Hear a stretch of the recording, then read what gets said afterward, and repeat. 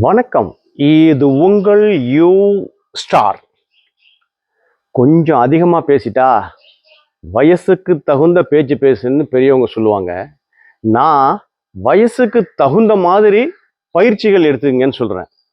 குழந்தைகளுக்கு விளையாட்டு, அதே 18 வயதுக்கு மேல உள்ள இளைஞர்களுக்கு கார்டியோ எக்ஸசைஸு, 40 வயசுக்கு மேல நடைப்பயிற்சியும் மைல்டான பயிற்சியும், 60 வயசுக்கு மேல யோக ஆசனங்களும் முத்திரைகளும், இப்படி படிப்படியா போயிட்டு இருக்கோம்.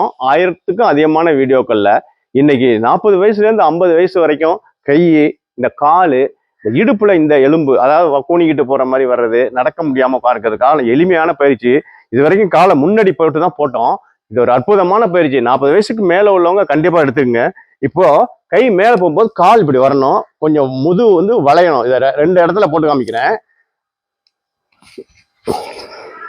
2 காலுக்கும் போடணும். அப்படியே இந்த பக்கம் பாருங்க, காலை இப்படி வைக்கிறீங்க, வைக்கும்போது கை மேல போகணும்.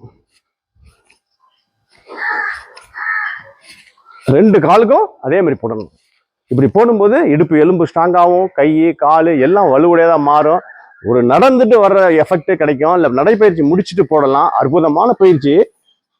ஒரு நாளைக்கு 10, 20 இது மாதிரி போடுங்க.